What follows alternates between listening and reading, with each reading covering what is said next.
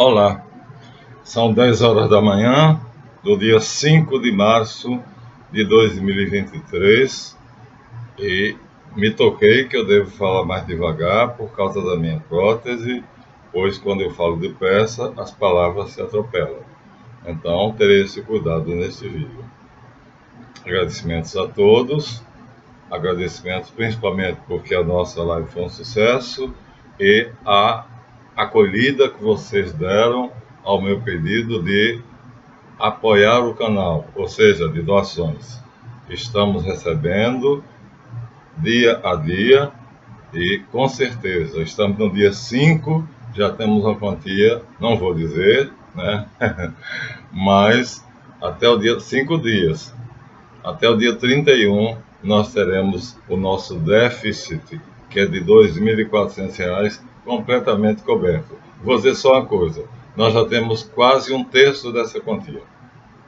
Quase um terço. Então, muito obrigado mesmo, do fundo do coração.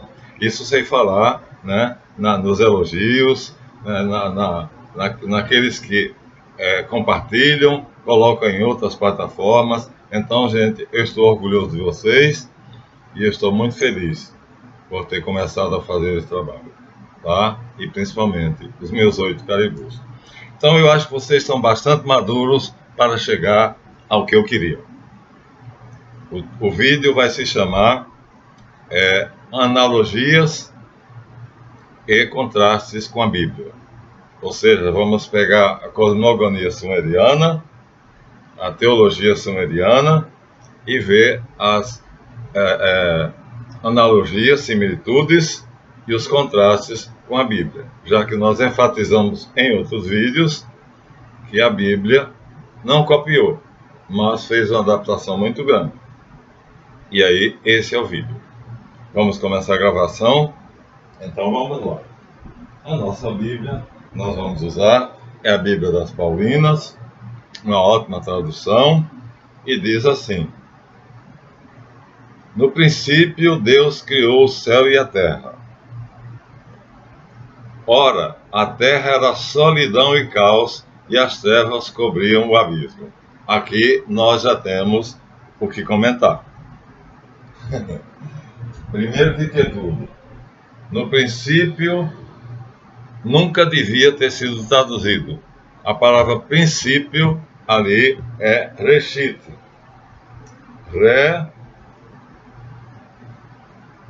Reshit. Então, primeira coisa, reshit não tem tradução. Segundo Metzila Melamed, Metzila Melamed, grão-rabino da Flórida, reshit é a substância de todas as substâncias. Portanto, não é o começo. Quem ler a Bíblia vai ter a ideia de que é no começo Deus criou a terra. Não é o começo. É dentro de uma substância que é a origem de todas as substâncias. Então, veja, não podia. Enquanto que no Enuma Elish, ou seja, no sumeriano, diz lá no alto, o alto aí é uma palavra significando tão sublime, tão etérico, tão sutil, que era o caos. Aqui não começa do caos. Aqui começa de uma substância. Contraste, portanto, total. Então, em Reshit, Elohim criou o céu e a terra. Mas vamos comentar o céu e a terra.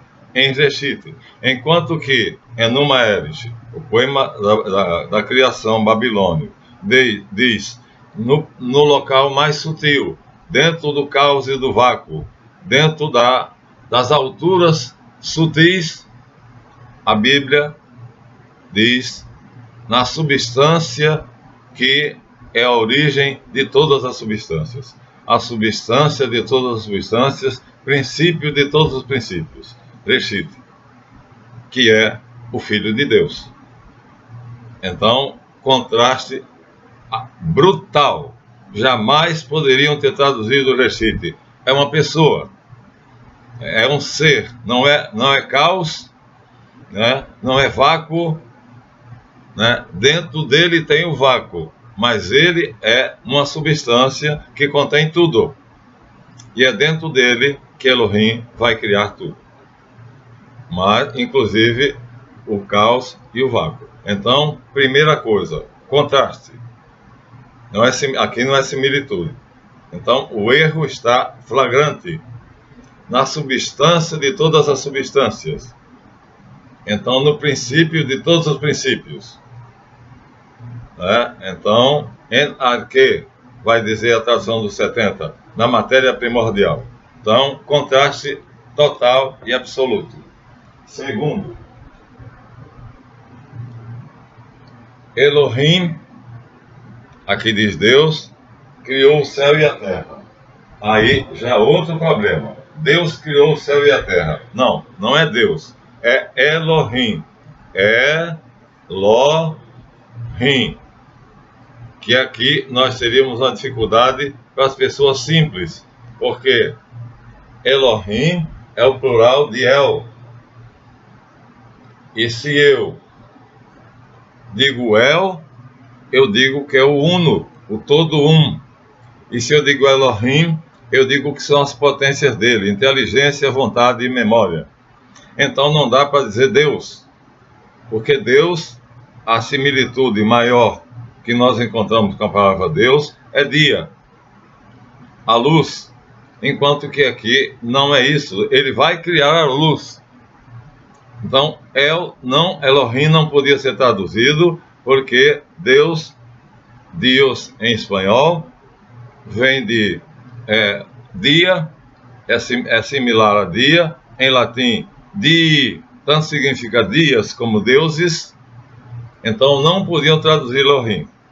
Então ele pode ser El, que é a unidade primordial, o todo um, e Elohim, ele desdobrado em inteligência, vontade e memória. Outra besteira, portanto, um contraste enorme. Então, enquanto que no Enuma Elish nós temos Apsu e Tiamat, o caos e o vácuo, né?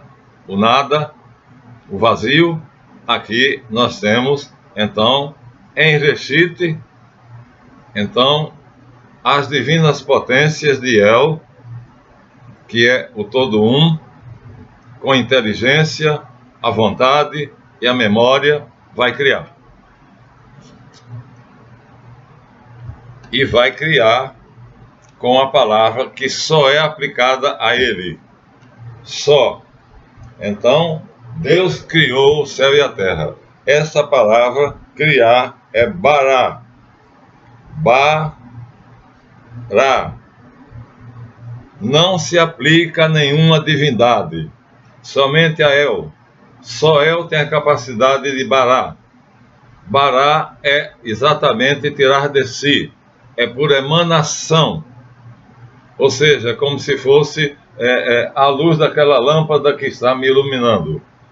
A luminária emana a luz. El emana, portanto, a criação dele. Então, Bará é a emanação de El. Não é possível aplicar a nenhuma outra divindade, porque só El é essencial. Só ele tem essência. Reshit já é substância secundária. El é essência, substância e existência. E é da substância dele que ele emana Reshit. Ou seja, do mesmo jeito que essa luminária que está iluminando meu rosto emana luz, então El, a unidade primordial, ou Elohim, com as suas potências Elohim, emana. Bará não é criar, é emanar. Só se aplica a El. É uma emanação, é uma irradiação, da qual surge Reshit.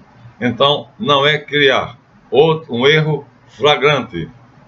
Enquanto que no Enuma Elish está escrito pariu. Os dois, Apsu e Tiamat, uniram-se e pariram os filhos. Pariram, então já dá uma noção que nós podemos compreender. A noção aí do Enuma Elish é praticamente biológica, humana. Olha que diferença fantástica. Isso aqui é profundamente metafísico. Por isso eu disse, não dá para se copiar. Enquanto você diz pariu, uma vaca pariu, né? Uma cabra pariu, uma cadela pariu. Não, El não criou. El não fez como Apsu e Tiamat. Pariu, como animal faz. Não, ele emanou. Essa palavra bará é emanar, não é criar, não é fazer, não é construir, nada. Emanar. Como eu disse, a melhor figura é a luminosidade que sai daquela luminária vem até mim por emanação, por ondas de luz. E assim, de Elohim, ou El, por emanação, Bará, Reshit, surge. Vejam que absurdo, então, é o contraste entre as duas teogonias. Vamos continuar. Então, não podia ser traduzido esses nomes. Nem Reshit, porque não é no começo, é na substância primordial, primacial, a substância toda substância. Elohim é o plural de El, no sentido de ser a inteligência, vontade e memória, e Bará é a sua emanação, não é a sua criação, como Tiamat e Apsu juntos se uniram, copularam e ela pariu. Então, contrastes aqui absurdos. Portanto, não é numa hélice. Então, o casal primordial é como se fosse um animal, dois animais que se unem e ela pariu. Aqui não. É algo muito, muito metafísico. Emanou, bará, é a única palavra que se aplica a El. Toda vez que se fala de uma ação de El, é emanação, é bará. Continuamos. Deus criou o céu e a terra. Outra merda. Outra merda. O céu, na verdade, é Ra, Shá, Ma, In. Olha só, não é o céu, simplesmente. Hashamaim vem de Ma. Olha, a raiz é Ma. Então a palavra básica é Ma. A mesma coisa que Mu ou Mamu Tiamat. Mamãe Tiamat. Ma é mãe. Aqui pode ser água. Lá também. Lá é água doce. Mumu Tiamat é água doce. Aqui fica claro que é água. Mas pode ser mãe também. Hashamaim são as águas superiores. Ra, simplesmente, é o artigo definido. Ou seja, é algo perfeitamente, vamos dizer assim, especial. Único. Então não é o céu. É algo único. Alguma coisa que ele gerou que é única, já em Reshit. Reshit é o único que emana dele. E dentro de Reshit ele gera, Reshit é emanado, agora ele faz por geração, esse Ra, quer dizer, os, portanto dá uma qualificação, é um qualificativo, Shar, que quer dizer superior, Ma, águas, ou mãe, no plural, Maim. Minha gente, uma loucura, totalmente diferente. E aí, o que está ali vai ser lido por uma pessoa de pouca cultura e ela não terá a menor ideia do que é isso. Enquanto que ela, lendo numa hélice, ela vai compreender que, então, um macho chamado Apsu, junto com a fêmea chamada Tiamat, vão copular, vão transar, e aí ela vai parir vários filhos. Muito biológico, muito animalesco, muito igual à vida animal na Terra. Você vê que aqui é altamente metafísico. Então, o autor bíblico, ele tem uma noção metafísica elevadíssima em relação ao Enuma Elish. Infelizmente, traduziram. Então, o céu, Hashamaim, e a terra, A Terra é Eretz. Eretz. A tradução de Eretz é universo. Eretz. Eu fui procurar no melhor autor, no maior hebraísta. Eretz é a Terra como planeta, todos os planetas, o sistema solar e o universo inteiro. E quem lê vai pensar que é o planeta Terra. Na verdade, é a criação universal. A palavra Shachamaim significa, portanto, as águas superiores seriam algo extremamente sutil. Vamos dizer assim, a palavra energia é a única coisa que a gente poderia usar, né? Então é algo sutilíssimo, que é Ma, de onde vai sair Eretz, que seria o universo. Ou seja, o universo material vai sair de algo sutil, que é energia. Aqui há uma separação, a energia pode usar matéria, não são juntas. Então a energia é feita separada como algo especialíssimo, tem de haver uma concepção metafísica muito alta, né, em 3 níveis de concepção metafísica, para poder compreender Hashamaim. E é de Hashamaim a energia que vai sair Eretz, que é a matéria. Separadas, portanto. Ao contrário do que Einstein disse, que matéria é energia, energia é matéria, não era. Então, na criação original, a energia é energia e a matéria separadas. E aqui é energia superior. Esse Ra já dá uma característica especial. Shar, superior. Ma é a raiz. Maim, plural. Então, é pura energia, mas é uma energia sutilíssima. Então, o contraste com o Enumaelis, com o poema da criação babilônio, é absurdamente grande. Erétia, o universo. Ou, se quiserem, a ciência moderna é a pluralidade, os multiversos.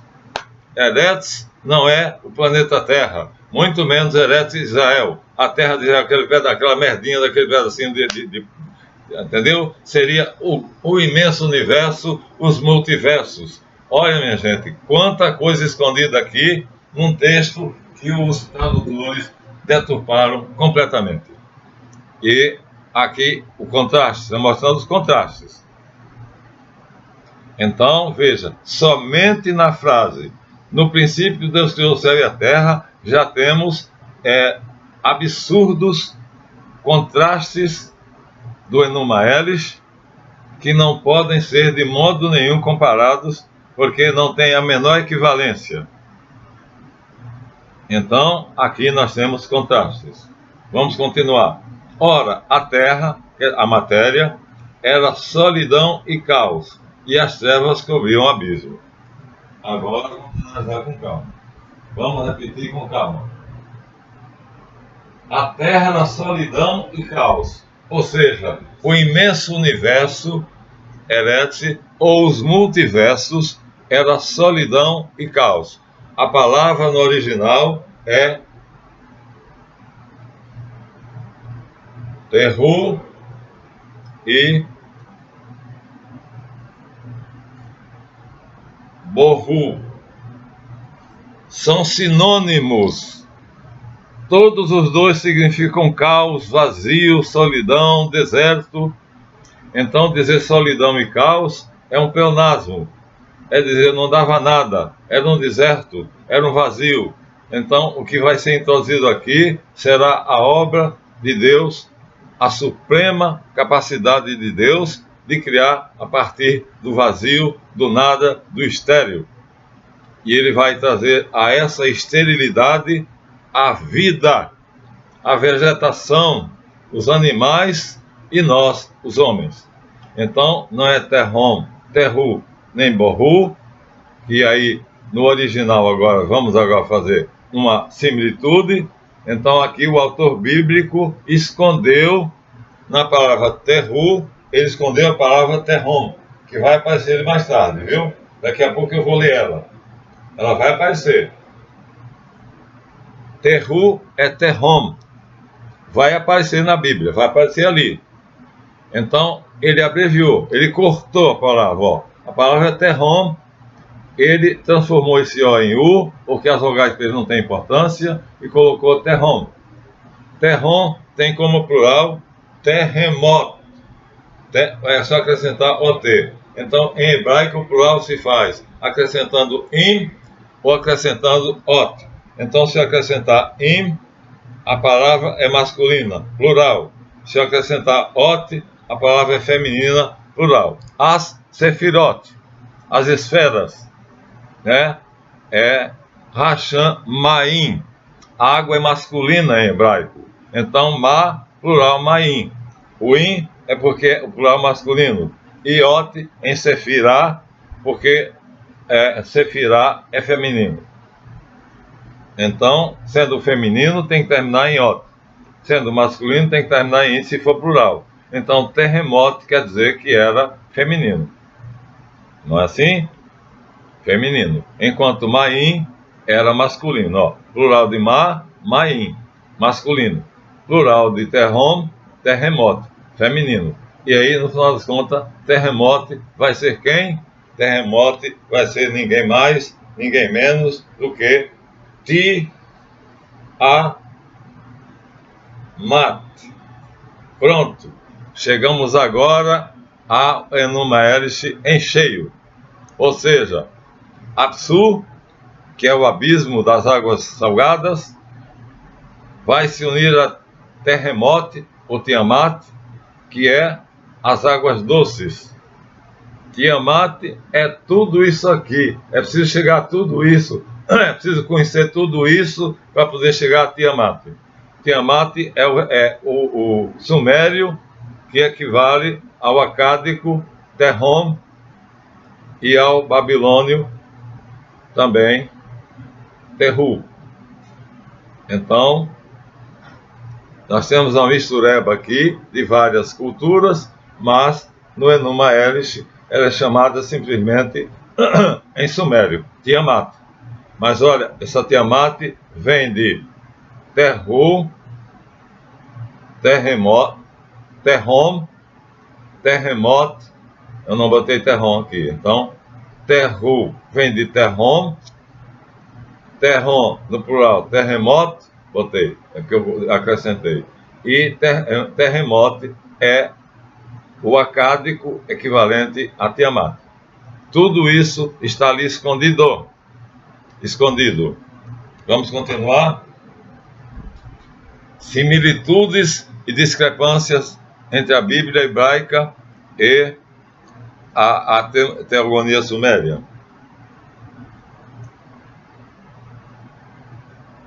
Ora, a terra era Sodão e cal, e as trevas cobriam o abismo. E as trevas cobriam o abismo. As trevas cobriam o abismo. Agora vai aparecer o macho. Abismo. Apsu. Apsu. Ao pé da letra. Apsu quer dizer abismo. E as trevas cobriam o abismo. Portanto, terremoto ou Tiamat é, portanto, o lado de trevas de Javé. Quando Deus cria a luz, projeta a sombra. Então, cria Tiamat automaticamente. E Apsu é o abismo. Portanto, é uma separação, e Deus fez separação entre luz e trevas. E as trevas é Keshek.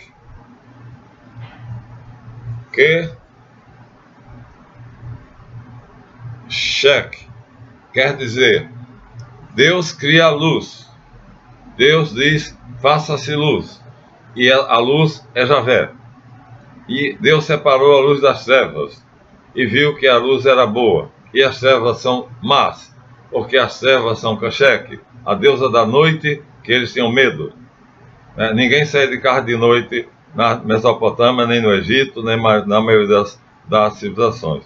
Somente quando o sol, o Tu, ou Shamash, estava no firmamento. E Apsu, literalmente, abismo. Ou seja, era a separação, era um vácuo, um vazio que separava Tiamat de Apsu.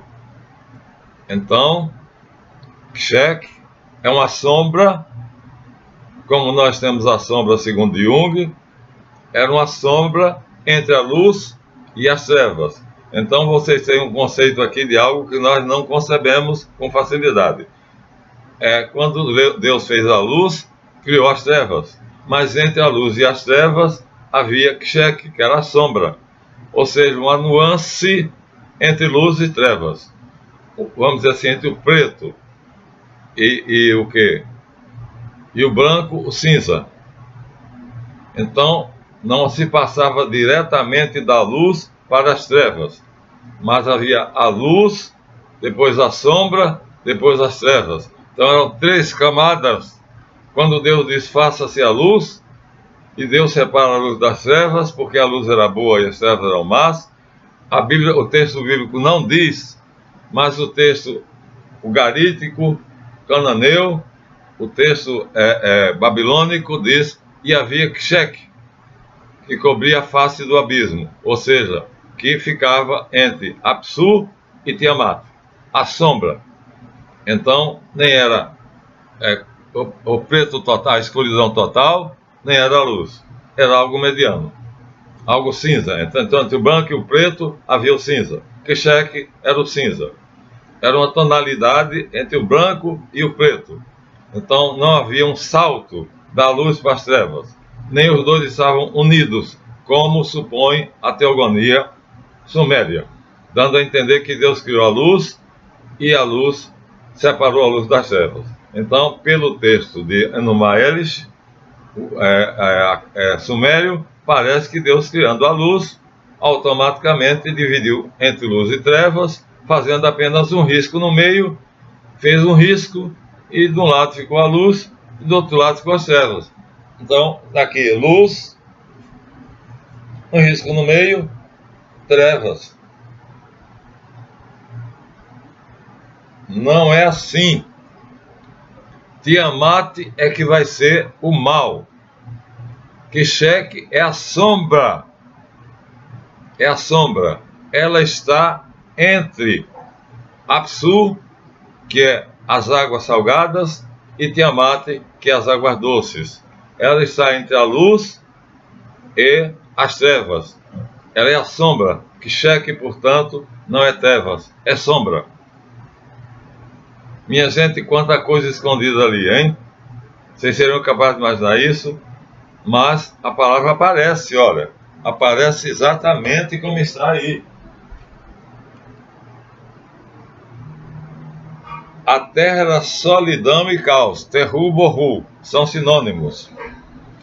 E as trevas, Kshek, que é sombra, cobriam o abismo, Apsu, ou seja, separava Apsu de Tiamat. Como é que eles se uniram? Como é que eles copularam? Fica difícil de imaginar. Então, é uma copulação mental, porque eles não se uniam, eles não tinham, vamos dizer assim, contato entre Apsu, o macho, e Tiamat, a fêmea. Havia Kshek, que era a sombra. Ou entre as águas salgadas, como a tradução que nós demos, e as águas doces, havia algo intermediário, que o texto sumério não diz o que é. Mas havia uma substância intermediária. Essa substância intermediária, Jung chamou de sombra. Não se passava da luz para as trevas. Não havia um risco separando simplesmente luz e trevas. Então, entre as luzes e as trevas, havia a sombra. A sombra, Kshek. E o texto diz com toda clareza. Com toda clareza. Vou reler o texto. O texto diz: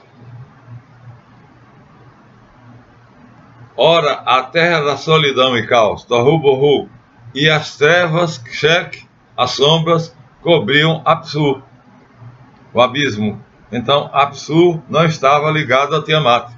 Havia algo que o separava. Como é que eles transaram? Como é que eles conseguiram copular, se havia alguma coisa entre os dois? Quer dizer, havia um empatafoda aí no meio. E esse empatafoda era Keshek, a sombra. Então, a luz e as trevas não se uniam simplesmente separadas por um simples traço. Havia algo no meio, segurando a vela, sem fazer nada. Feito mosca de padaria. Fica em cima do pão doce e não faz nada. Então vejam só, luz, sombra e trevas. Eram três substâncias. A Or, que é luz, trevas, que seria a sombra, e Tiamat, que seria Terrom, o caos inimaginável. Então, Tiamat não era somente trevas, era algo muito pior, era algo tenebroso, era algo lúgubre, era alguma coisa horrenda, horripilante e detestável. Então nós temos aí, esse casal jamais poderia copular, jamais Apsu poderia engendrar filhos em Tiamat, porque no meio tinha um empatafoda, e esse empatafoda era exatamente Keshek, a sombra. Nem era luz, nem era Tiamat, nem era Apsu, nem era Tiamat. Era uma substância mediana, cinza. Então não era o branco, não era o negro, era o cinza. Gente, tudo isso está aqui, ó.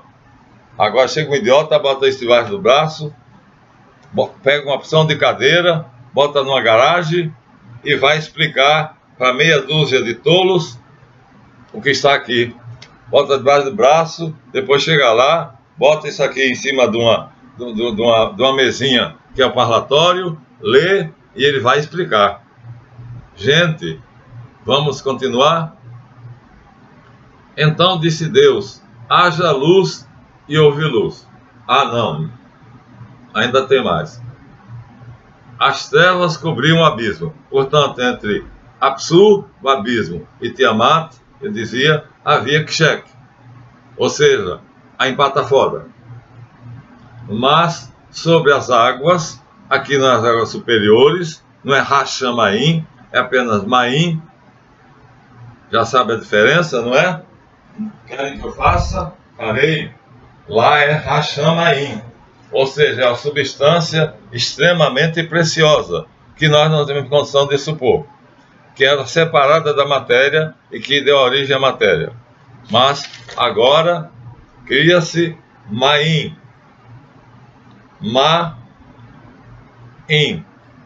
que é simplesmente águas, energia. Essa já está próxima da nossa noção de energia. Pronto, estamos a 2 minutos do final. Não vai dar para completar nesse vídeo. Vejam quanta coisa. Então, Hashamaim é uma substância sutilíssima, num grau de abstração 8 vezes acima do que nós somos capazes. Somente Einstein, nem Stephen Hawking conseguiria imaginar o que é Hashamaim. Nem Stephen Hawking, somente Einstein poderia. Tal o grau de abstração que é Hashamaim. Agora, Maim já é energia. Águas, metaforicamente, são as energias. Aí já dá para entender que essa energia vai facilmente se unir com a matéria ou gerar matéria e, por um processo da vontade de Deus, matéria e energia e matéria. Aqui agora já está Eretz e Maim, já tem uma perfeita identidade. Então, Maim vai se unir a Eretz. Agora, as duas já podem se unir. Agora já podem. Maim e Eretz vão fazer uma substância só. Matéria, energia e matéria. Agora, Hashamaim, de modo nenhum. Isso aqui é sutilíssimo. É uma substância tão sutil que somente de Einstein poderia conceber. Então, não se poderia dizer que são energia. Não há, na língua portuguesa, nenhuma palavra que pudesse traduzir Hashamaim. Desculpa, Hashamaim. Shar, elevado, alto, sutilíssimo. Agora, Maim já é compreensível. E aí, Maim e Eretz vão terminar se fundindo numa coisa só. Matéria é energia, energia é matéria. Eu acho que eu terei que parar aqui, não vai dar para chegar até o final.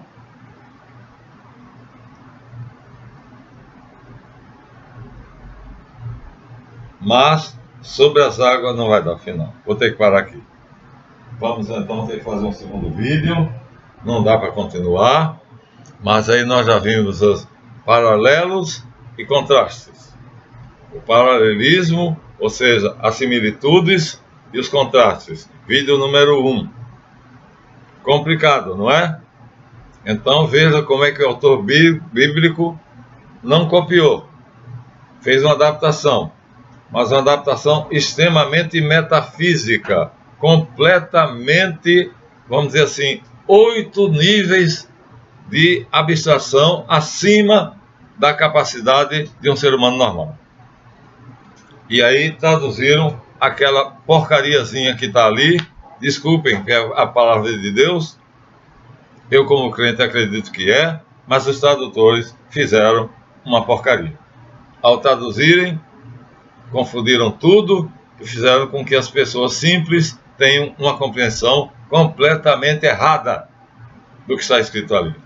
Eu estou dando a tradução correta e mostrando exatamente as similitudes e as diferenças. O que é semelhante e o que é completamente diverso. Olha quanto trabalho para poder entender apenas o Gênesis 1. De 1 até Gênesis 1, de 1 até 4. Então só temos aqui 5, de 1 a 5. Gênesis 1, de 1 a 5. Só estou lendo Gênesis 1, de 1 a 5. Já temos todo esse problema. Vamos parar e teremos que fazer outro vídeo. O segundo. Vocês verem agora, revejam o vídeo com calma e vocês vão ver como é diferente a concepção da criação do autor bíblico, da concepção da criação dos povos pagãos e especificamente aqui dos sumérios. Muito obrigado, espero que eu tenha dito as coisas de maneira clara, vocês compreendam, vejam de novo se não compreenderam e até o segundo vídeo.